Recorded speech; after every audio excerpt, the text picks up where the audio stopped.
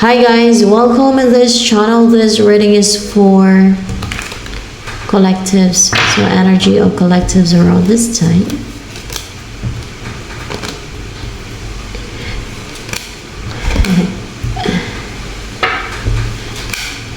Hindi kayo makatulog, collectives. Hindi relax ang isipan nyo, balisa ang inyong isipan. And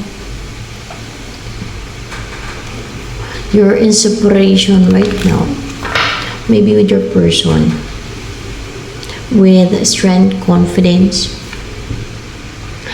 So, na-separate sa inyo yung confidence, strength, mental strength, tiwala sa sarili ninyo. That's why, nakaramdam kayo ng insecurities, fear, or may minamadali kayo, may nirarush kayo. More information.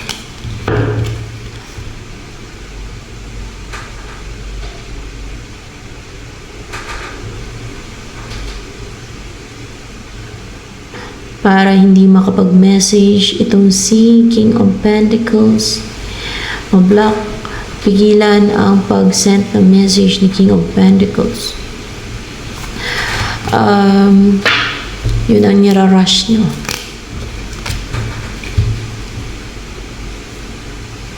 Para mahadlangan nyo ang pag-send ng message ni King of Pentacles. Kasi alam nyo na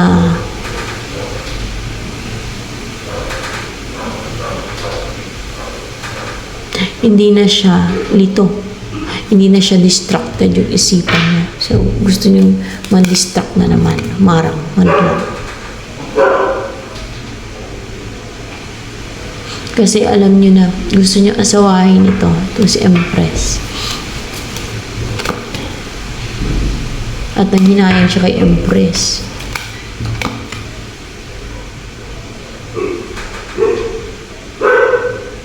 Gusto niyo i-destroy. Nine of Wands in reverse. Kasi ano siya yun? Committed. Tuloy-tuloy ang kanyang mission, goal niya, ginagawa niya. And kahit mabagal, tuloy-tuloy siya. Hindi siya guarded, hindi siya na-intimidate. Siya mapang-intimidate ng mga na-intimidate sa kanya.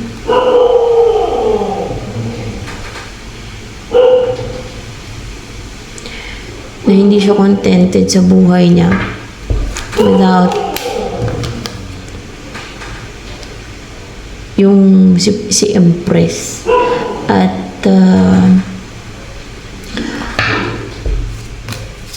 hindi niya na ina-isolate yung sarili niya.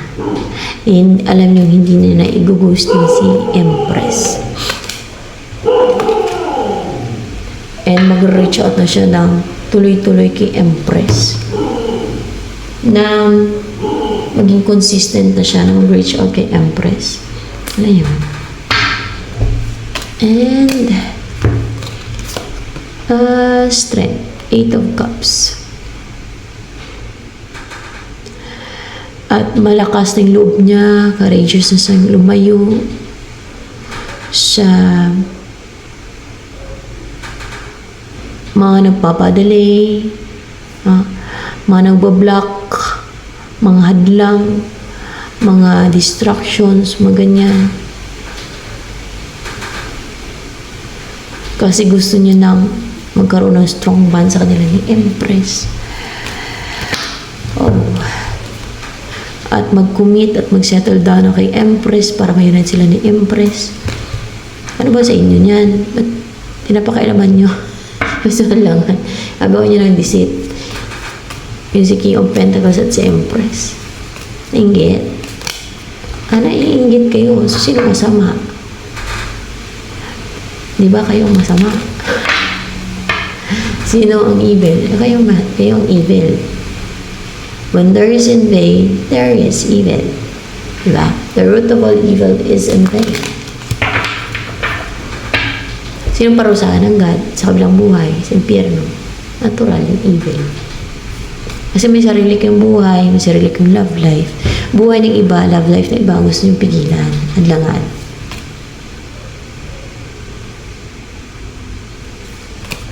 Happiness ng ibang gusto niyong pigilan. Dahil sa inggit ninyo.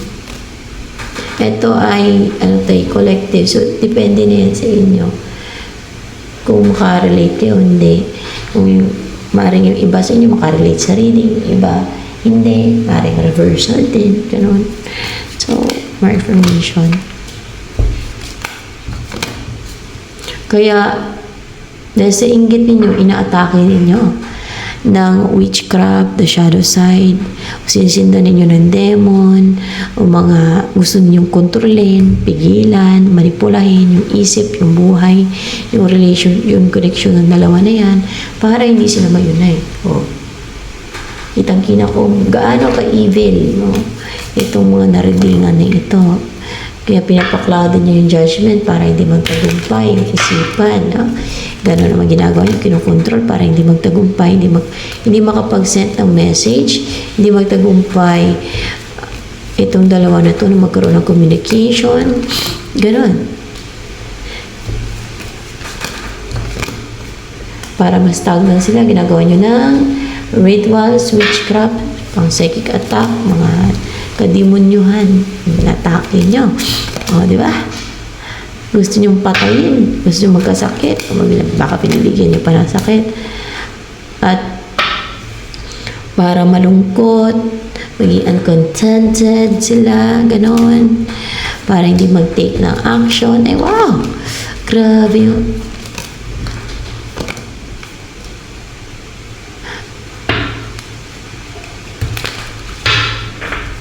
Para lang makarecover kayo sa yung naramdaman yung inggit. No?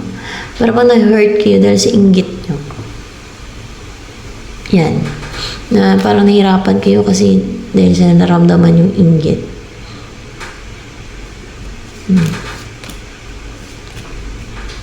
Nakalaan na ba sa impyerno kaluluwa niyong punta? Hindi pa. Ayaw niyo magbago. Hindi naman kami magbago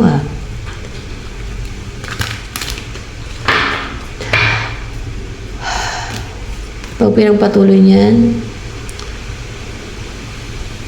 malamang impyerno punta na kaluluwa niya. Pag namatay itong mga naridingan na to, may impyerno ba itong mga to? May impyerno kayo. Tingin nyo hindi kami impyerno sa ginagawa niyo. Akala niyo joke ang impyerno. Ano nakasulat sa Bible?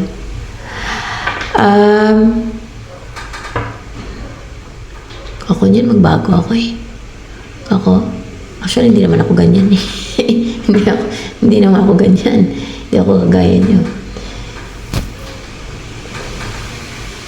Kaya walang kailangang baguhin. Ako pa yung gustong baguhin ng mga kampo ng kadiliman. Kaya ako, nasa katwiran. Na actually, wala na akong dapat baguhin sa akin. Oh.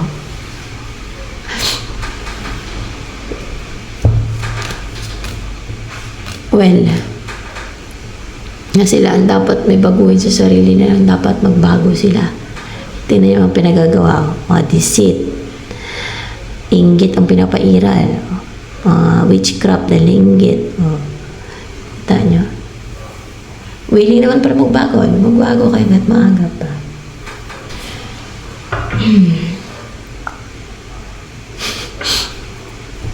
So, ano yung next na mangyari?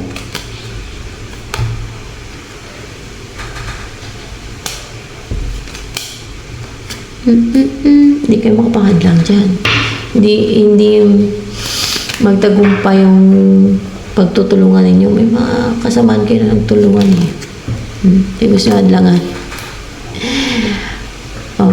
Ang pangasawa to ni King of Pentacles, si Empress.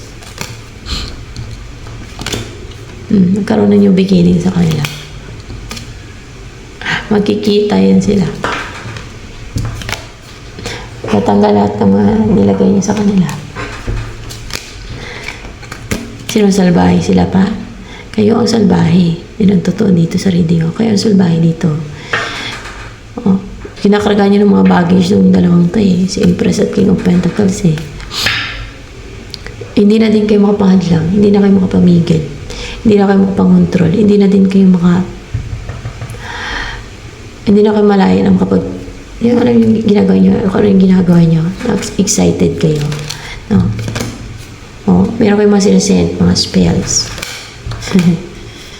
Na you're so goal driven dahil sa inggit ninyo. Oh my gosh.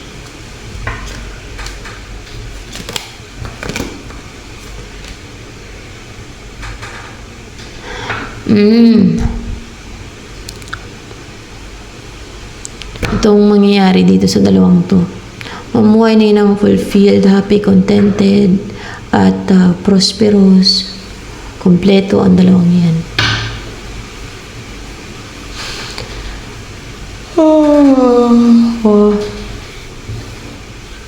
Hindi nyo kasi marason yan sa sa kabilang buhay na ay tao lang kami, hindi kami perfect.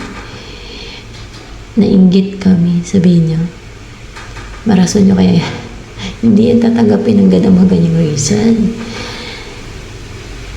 Tingnan niyo sa Satanas kasi nainggit siya, greedy siya. O, saan siya ngayon? Tinapon siya sa dito sa earth. Ang ending niya sa huli, impyerno din, di ba? Kahit kailan, hindi tama ang magpadala sa inggit. Hindi tama ang maging greedy ka. Hindi tama yung gagawa ka ng mga kasalbahian dahil sa inggit.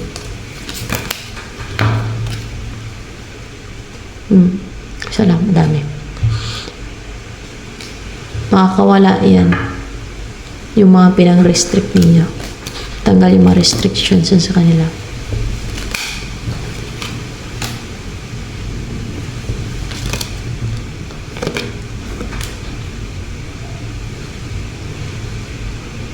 May matutupok, may madidestroy.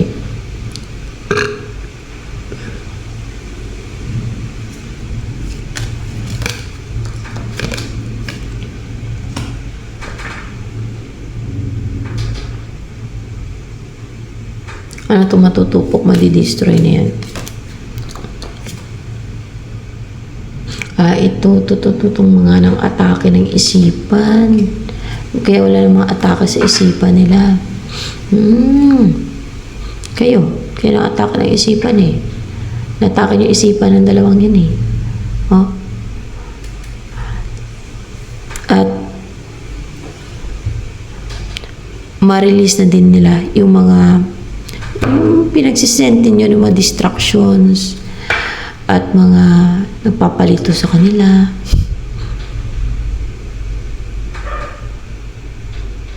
Hindi nyo na masindan yung dalawa na yan na mga meron kayong mga sinusuyo, utos, kilingan, mga ganon, para hindi sila maging close, hindi maging magaan ang loob nila sa isa't isa, hindi sila magsama para ma-miss nila yung opportunity to be together, para malose nila yung isa't isa. Kaya pala, itapon kayo sa impyerno ng gano'n. Kaya pala may impyerno kayo sa kabilang buhay.